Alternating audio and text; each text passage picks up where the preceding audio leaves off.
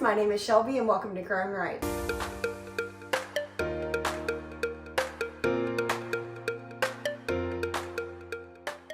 I am very excited about this video today because we are going to be taking a little journey down my plant history and looking at every single Hoya that I've ever bloomed. I'm going to show you the plant if I still have it in my collection, the bloom, and tell you all about how long the bloom lasted, the way it smelled, and you can really get some inspiration for your own Hoya collection at home. If you're new to my page, hi, my name is Shelby. I've been collecting houseplants for about 3 years. I really love Hoyas, so that's really my current hyperfixation, but I also love anthuriums, philodendrons, and other rare and common plants. I have over 200 houseplants in my collection, and I would say 75% of those are Hoyas, so let's get right into it so I can show you some of my favorites. I have my list here starting in alphabetical order, so we're starting with Hoya Bilobata. Now I'll pop the bloom up here on the screen for you, and this is one that I still have, so I'll give you a close-up of what the plant looks like. Of all of the Hoyas I've ever bloomed, this one has bloomed for me once about a year and a half ago and never again, so it's definitely not a reliable bloomer. I also wasn't blown away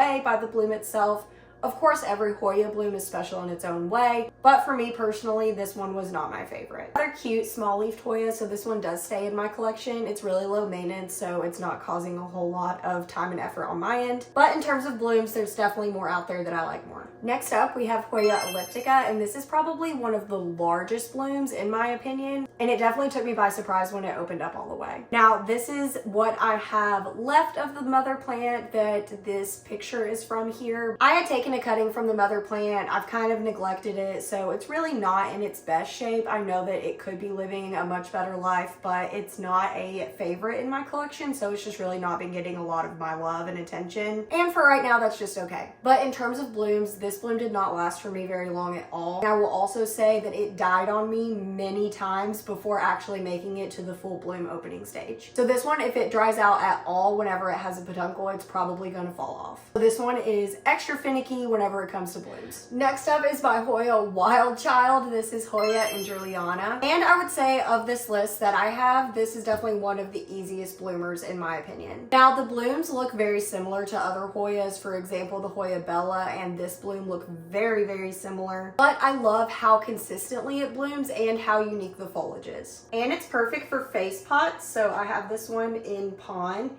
inside a face pot, and I just love the look of it. It's really low maintenance. Overall, a very easy layback Hoya. The blooms also last a long time, which is really nice, but the blooms don't really have a scent if that's important to you. Next up, we have Hoya Dennisii Friday, and this one's actually actively in bloom, but I'll put another close-up picture here so you can see it really well. I've had this one in my collection definitely for a few months, but I got it as just a 2-leaf 1-node cutting.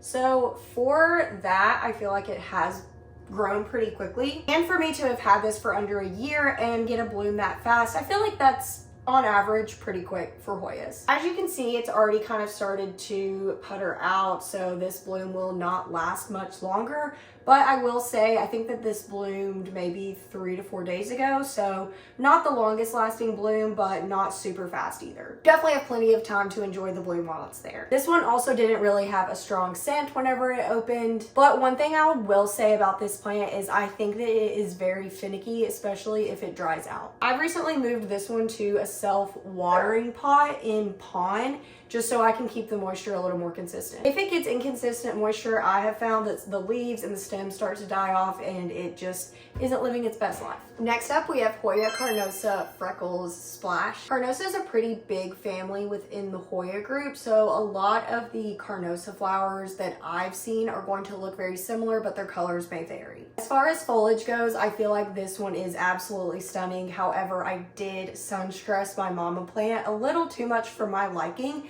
but you can see here with that new growth, we really get the dark background of the leaf and the gorgeous silver splash that I think makes this plant. As far as blooms go, I do feel like this one was a pretty easy bloomer for me, as I feel like is the case with most Carnosas. Which, speaking of, there's actually a peduncle forming here, so I'll get another bloom on this one soon. This bloom here is a bright, vibrant pink, almost like a deep purpley red color. It smells like chocolate, which is what I think most Carnosa blooms smell like, and they last I swear, forever. I think this one, whenever I had it, lasted maybe 2 weeks. So if you're looking for a Hoya for the blooms, I highly recommend Carnosas. They are vigorous bloomers. They're very easy to take care of, and their blooms are gonna last a long time. And the smell is very potent, so if you want a Hoya bloom with a strong smell, this is a great option. Sticking on the Carnosa train, we have Hoya Crimson Princess. This is the bloom, but I do not actually have this plant anymore. I got rid of it last year because it just got too big for my space. But I do have the Hoya Carnosa Crimson Queen, which is very similar to the Crimson Princess. The only difference is that the leaves, the variegation on the Princess is on the inside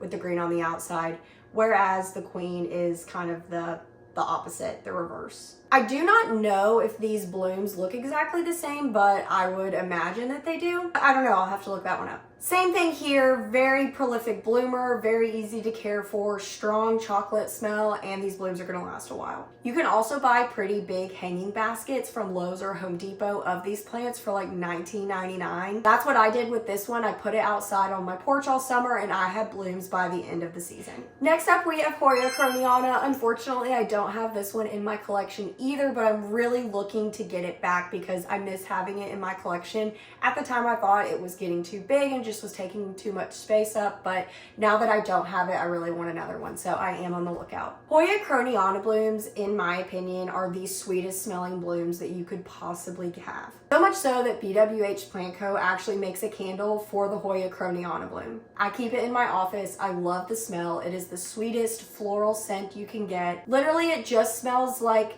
spring and flowers, and it's just a very nice smell to have in your space. It's also really potent, so even if you only have this one bloom open, you're gonna smell it as soon as you walk into a room. I would say that these blooms last long-ish, maybe about a week. They're not super long bloomers, but they are pretty hardy. But the smell lasts for a really long time, in my opinion, compared to other Hoya blooms. Overall, they're pretty easy to bloom as well, so if you're looking for a Hoya that blooms easily, this is a great option. Next up, we have Hoya Lacunosa, specifically Lacunosa sulcata.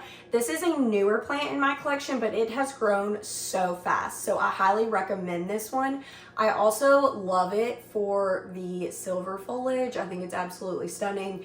It's one of those plants that the bloom is just a bonus because I think that the leaves are so nice. I'm pretty sure that most Lacunosa blooms are really similar, and honestly it reminds me a lot of the Krohniana bloom that we just saw. Pretty sweet scent. The Krohniana is definitely a stronger scent, but overall a very fast bloomer. I had this one as a cutting. It has grown into this beautiful circle, I would say, in probably like 4 or 5 months, and it's already had a bloom. So this one's definitely a hardy, prolific bloomer. Next on the list is Hoya Leucantha, which is another one that I do not have in my collection anymore. It did really well for me for a while, and I don't know if it's my fault and I neglected it, but it just kind of started to putter out and it wasn't growing like I wanted it to, so I got rid of it. But it's one I definitely want to try again. For me personally, this plant was very easy to bloom. I don't know if that is a universal thought with this plant. I know people that have this plant and it is huge and full and has never bloomed for them, so it might just really depend on your environment. But this is a wow flower. It does not last long, maybe a day or two before it starts to close up on you again. But in my opinion, especially because the foliage is so small, like it has the smaller leaves on the Hoya,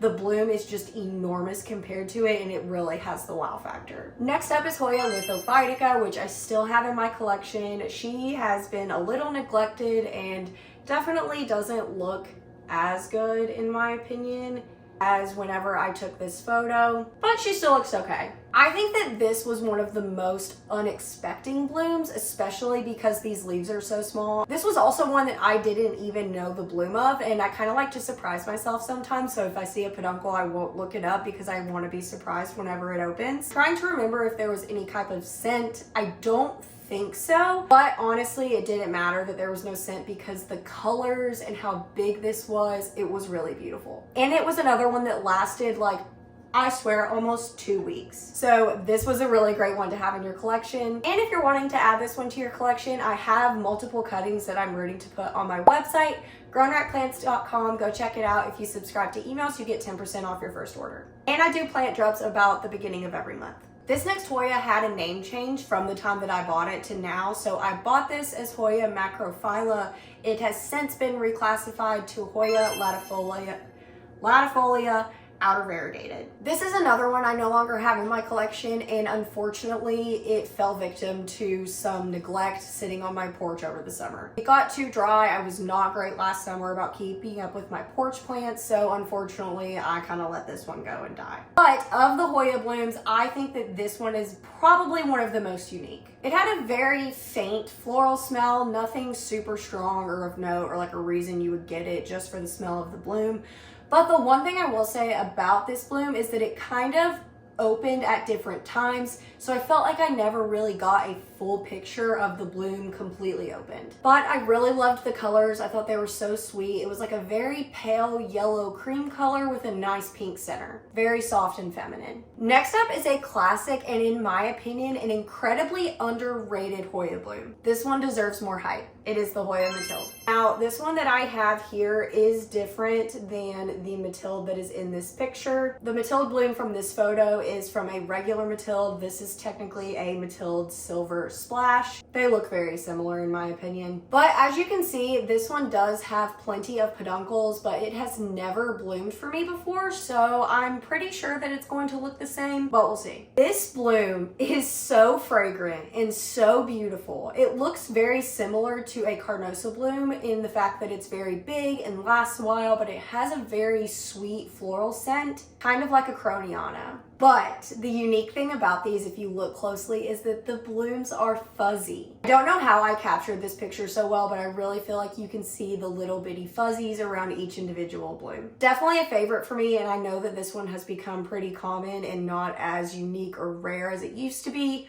but I will always keep one in my collection simply for the blooms. Hoya Multiflora. This Hoya, hands down, bar none, gets the award for easiest Hoya bloomer. Whenever I received this plant, I ordered it from BWH Plant Co, and it came in the mail with 2 peduncles and they did not fall off. I think within receiving this plant, I got these blooms within maybe a month. As you can see, this plant is currently in soil. I tried to put it in semi-hydroponics, take some cuttings, switch them to pond, and it just really didn't like it. If you're gonna get this plant, I highly recommend keeping it in soil. But these blooms are so unique and kind of weird and just very cool and a very nice bloom variety to add to your collection. There's not really a smell, but they last a long time. They are prolific bloomers, and I swear this plant will always have a peduncle on it. It's also called a shooting star Hoya because of how the blooms look. Okay, we are about 75% through this list. I had a lot more than I thought I did, but moving along to the Hoya Pandurata Silver. Now, I do still have this plant in my collection, but it's really large and in the back of my cabinet, so it's kind of hard to get to, so I'll put some extra photos here just so you can kind of get an idea of what it looks like.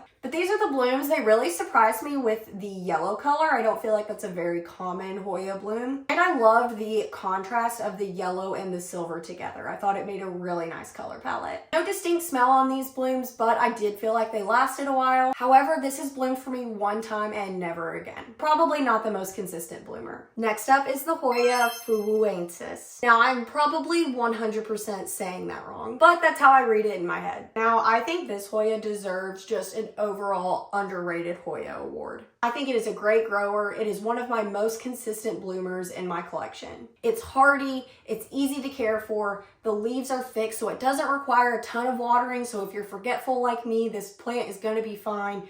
I really can't sing this one's praises enough. And I do have some blooms. They're kind of puttering out. As you can see, they're pretty much closed, so they will fall off here pretty soon. But when they're open, they are absolutely stunning. They don't last very long. I would say they last as a whole on the bloom for a while, but open and beautiful like this, I would say maybe a day or two. But they have these fuzzy fringe edges around the blooms, and I just think they are absolutely beautiful. And honestly, pictures don't do them justice, and I feel like showing this on video probably isn't doing it justice either, but I promise it's definitely one to add to your collection. I also love this Hoya so much that I put one of my little plant crystals in it. This is a moss agate moon, and I've been adding crystals to my plants a lot. I don't know, I just kind of like the vibe. I feel like plants and crystals go together, and I just think that that looks so nice. I'm really creating spaces in my plant room that kind of go together, really trying to get more of like a cutesy plant aesthetic, and it's fun. I love doing it. Next up, we have Hoya Rebecca. I would say overall this is a pretty easy bloomer and easy Hoya to care for. It doesn't require a whole lot of attention, and it's one that I have propagating right now, so you'll see it on the website soon. These blooms are very soft and pink and feminine, and they're a little bit fuzzy, so they're pretty unique. The leaves also sunstress this gorgeous